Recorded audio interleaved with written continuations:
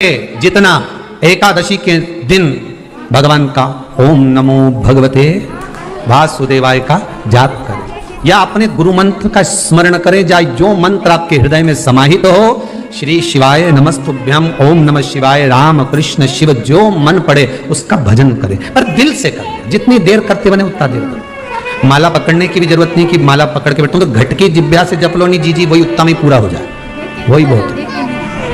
शास्त्र ये नहीं कहता कि भगवान को चावल नहीं चढ़ाना चाहिए। यहाँ शास्त्र कहता है आप शिव जी को चाहे एकादशी हो, चाहे द्वादशी हो, चाहे प्रदोष हो, चाहे पूर्णिमा हो, चाहे अमावस्या हो, चावल का दाना आप भगवान शिव को समर्पित कर सकते हो, और ज्यादा नहीं। शंकर कभी ये नहीं कहते कि मुझे बहुत सारा चढ़ा। शंकर जी की कथा कहती है कितना, मात्र एक चावल। आप ज्यादा पितृदोष हो, ज्यादा तकलीफ चल रही हो, बहुत ज्यादा कष्ट में हो, तो शिव मंदिर में बैठकर या घर के मटका परिंदा या पूजन वाली जगह पर बैठकर 12 श्लोक का सुधा स्तोत्र का पाठ भी कर सकते हैं। बहुत चिंगड़ी है। घर के बुजुर्ग, घर के बड़े शिव की आराधना करते आए करने बैठा है, ये पोती देख। शंकर भगवान की साधना करते आए हैं, तो याद रखना कि उसके घर के बच्चों का बाल बांका भी नहीं हो सकता जिसके बुजुर्ग शिव की साधना। भीष्म पितामह ने जितनी एकादशी करी शायद दुनिया में किसी ने इतनी एकादशी नहीं करी।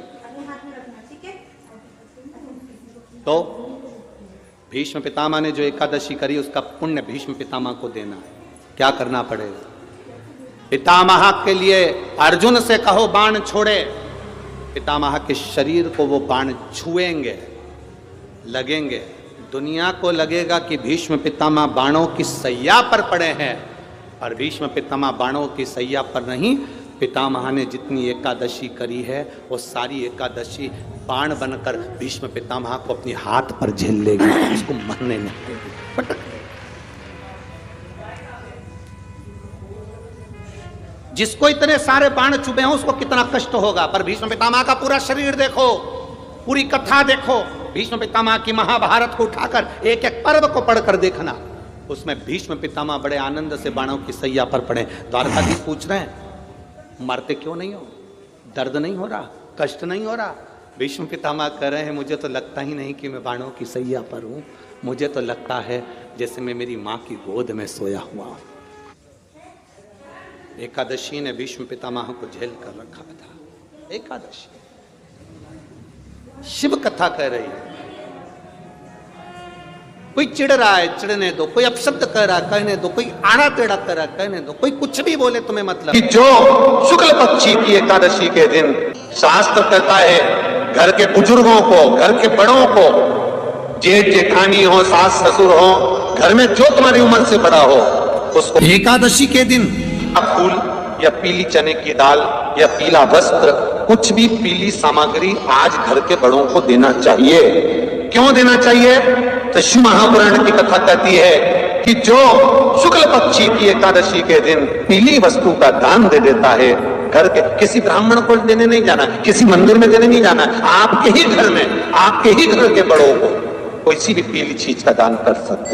फूल हो, मिठाई हो, कोई अनाज हो, कोई वस्त्र हो, पीली वस्तु का दान दे।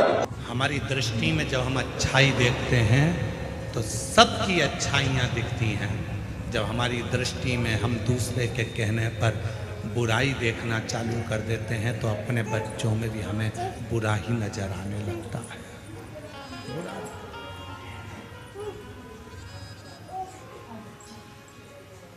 शिव जी के कितने नेत्र हैं? जम के बोलो। सिरूर वाले बोलते हैं कि नहीं बोलते? जरा आवाज आना चाहिए जम के। शिव जी के कितने नेत्र हैं? आपके कितने हैं? गलत बात है। ब्रह्म लोक के देवता ब्रह्मा जी, वैकुंठ लोक के देवता भगवान विष्णु, मृत्यु लोक के देवता भगवान शंकर। जब मृत्यु लोक के देवता भगवान शंकर के 3 नेत्र हैं तो तुम्हारे भी कितने हैं? 3। शिव जी के 3 नेत्र हैं तो अपने भी 3 नेत्र। शिव जी के 3 नेत्र हैं तो पृथ्वी पर जन्म लेने वाले हर मनुष्य के 3 नेत्र। पहला नेत्र शंकर भगवान का, दूसरा नेत्र भी शिव जी का, तीसरा नेत्र भी शिव जी का।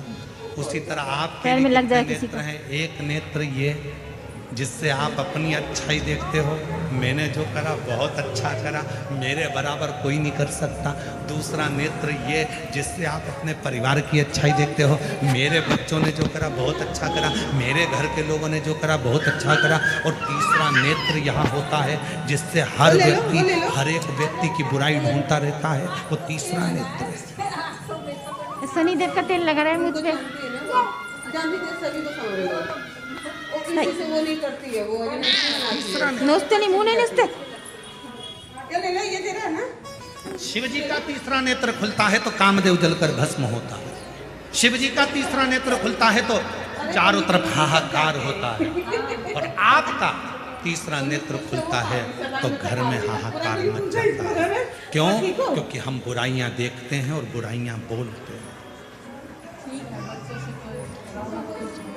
ने भोजन नहीं नोच दिया मुझे। पता करो कौन भूखा है। ऐसे बच्चा मुझे बिल्कुल पसंद नहीं। सहदेव भीम युधिष्ठिर ने मालूम जल रहा है। तो एक संत कुटिया में बैठे थे। बाबा आपने भोजन किया? 2 बार थापा मारा। भंडारे में क्यों भोजन नहीं किया? नहीं नहीं नहीं, मैंने भोजन नहीं। क्यों नहीं करते? इसलिए नहीं करता कि मुझे 108 अश्वमेध यज्ञ का फल जब पांडव देंगे तो मैं उनके घर में भोजन करूं। पर पांडवों ने तो एक ही यज्ञ करा है, तो 108 अश्वमेध यज्ञ का फल कैसे देंगे? उनके पास 108 अश्वमेध यज्ञ का फल नहीं है, तो मैं भी भोजन नहीं करता। नहीं बाबा, आपको भोजन करना पड़ेगा। भोजन करोगे तो ही तो घंटा बजेगा। चलो बाबा ने द्रौपदी के कानों में शब्द पहुंच गए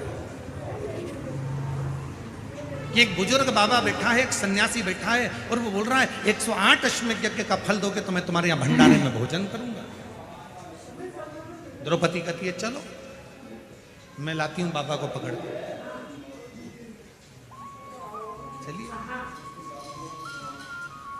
द्रौपदी चली, दासियां चप्पल लेकर आई, पादुका। द्रौपदी ने नहीं पहना। रथ लाया गया, द्रौपदी रथ पर नहीं बैठी, पैदल चली नंगे पांव। बाबा ने कहा क्या बात है, आप चलकर भोजन करिए। द्रौपदी ने कहा चलो बाबा भोजन करो, यज्ञ का घंटा बजेगा आपके भोजन करने के बाद। बाबा ने कहा मुझे 108 अश्वमेध यज्ञ का पुण्य चाहिए, अब भी दो तो चलता हूं। द्रौपदी ने हाथ में जल लिया, मैं द्रौपदी पांडवों की धर्म पत्नी 108 अश्वमेध यज्ञ का पुण्य फल तुमको देती हूं। बाबा ने कहा कि द्रौपदी तेरे पति ने एक यज्ञ करा, तूने 108 कब कर लिए? द्रौपदी कहती है बाबा हमारे वेद और शास्त्र कहते हैं जितने कदम चलकर हम शिव पुराण तक पहुंचते हैं, जितने कदम चलकर हम संत के दरवाजे तक पहुंचते हैं, जितने कदम चलकर हम शिवालय तक पहुंचते हैं, उतने अश्वमेध यज्ञ अपनी जिंदगी के कर लेते हैं। उतने अश्वमेध यज्ञ आपके दरवाजे तक आने में मैं 5000 कदम चलकर आई हूं। मैंने 5000 अश्वमेध यज्ञ करे हैं, इसलिए मैं तुम्हें 108 अश्वमेध यज्ञ का पुण्य फल देती। संत ने लिया, उठे, चले, भोजन किया, घंटा बजा। अब कोई अच्छाई देखना हो तो लोग अच्छा देखें। अरे इतनी दूर पार्किंग कर दी, कोई बात नहीं, बाबा तुम्हारे चलने से यज्ञ करवाना चाहिए, उस यज्ञ का पुण्य तुम्हें देना चाहिए। कोई कष्ट होगा, कोई दुख होगा, कोई तकलीफ होगी, चले।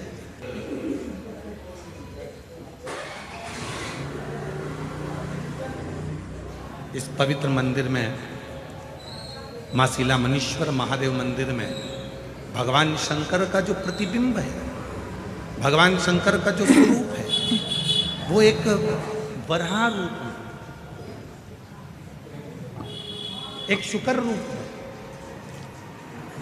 और शुकर में भी नारी 12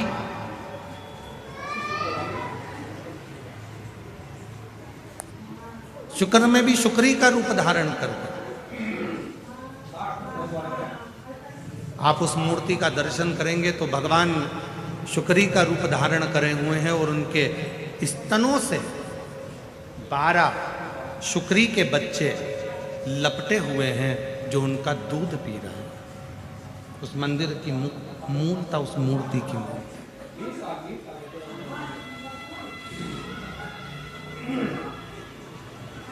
कभी तमिलनाडु प्रदेश में जाएं तो भगवान शिव के इस रूप का दर्शन करें। हाँ। एक प्रसंग मिलता है। प्राचीन काल में एक ऋषि हुए, बाल ब्रह्मचारी जी थे, बाल मुनि थे,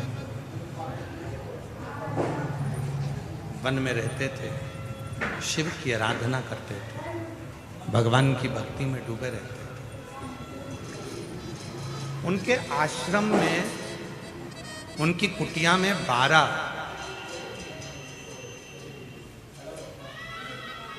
बच्चे छोटे छोटे निवास करते थे जिनको वो विद्याध्ययन कराते थे, वेद पढ़ाते थे। और बड़े भाव से जब बच्चे वेद पढ़ने के लिए उनके आश्रम में आते थे, जब वेद पढ़ने के लिए उनके पास पहुंचते थे तो वो 12 बच्चों से ज़्यादा अपने पास में एक भी बच्चा नहीं रखते थे और सारे बच्चों को घर भेजते थे। रखते थे तो केवल 12।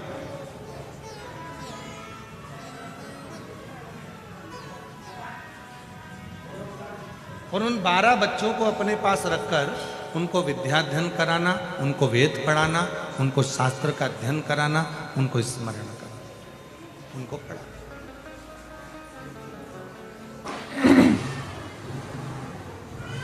अब वो जो 12 बच्चे वहां रहकर वेद का अध्ययन कर रहे हैं, पढ़ाई कर रहे हैं, एक दिन गुरुजी ने उनको बुलाया। बालमुनि जी ने उनको बुलाकर कहा, देखो तुम मेरे पास में विद्याध्ययन करने के लिए आए हो, पर मेरा एक निवेदन स्वीकार करना। तुम वेद पढ़ो, शास्त्र पढ़ो, अध्ययन करो, सब कुछ करो, मना नहीं है, पर सबसे पहला काम करना, यदि वेद पढ़ना है, विद्याध्ययन करना है, पढ़ाई करना है, तो मेरे पास रहने वाले एक एक बच्चे ध्यान करना कि किसी भी शिव भक्त की कभी निंदा मत करना, किसी शिव भक्त की कभी हंसी मत उड़ाना, किसी शिव भक्त के लिए कभी अपमानजनक शब्द मत कहना, कभी शिव भक्त के लिए आड़ा टेढ़ा मत कहना, कभी भी।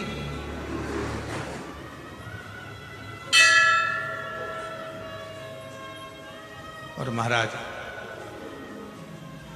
जितने बच्चे बैठे थे सारे बच्चों को समझा दिया कि किसी शिव भक्त का अपमान मत करना, किसी शिव भक्त के लिए आड़ा टेढ़ा मत करना। कभी शंकर का कोई भक्त है, हम तो यहाँ तक मेरी जीजियों से कहता हूँ, मेरे जीजाओं से कहता हूँ, मेरी बेटियों से, बेटाओं से, मेरे बुजुर्ग माता पिता से निवेदन करूँगा, आपसे भी निवेदन करूँगा, जितने शिरूर की पवित्र धरा पर बैठकर, इस पवित्र प्रांगण में बैठकर शिव महापुराण की कथा का लाभ ले रहे हैं, उनसे भी निवेदन है, यदि तुम्हारे घर के पास का कोई व्यक्ति हो, तुम्हारे घर के पास में कोई मेरी जीजी हो, जीजा हो, कोई बेटी हो, बेटा हो, शिव जी के मंदिर में जाकर यदि भगवान का भजन कर रहे हैं, शिव जी के मंदिर में जाकर स्मरण कर रहे हैं, शंकर जी के मंदिर में जाकर यदि एक लोटा जल चढ़ा रहे हैं, तो निवेदन है उनकी कभी हंसी मत उड़ाओ, क्योंकि आप इस कथा को जब सुनेंगे तो आपको लगेगा कि शंकर के भक्त की हंसी उड़ाने का या शिव के भक्त पर आक्षेप करने का कितना कितना भोगना।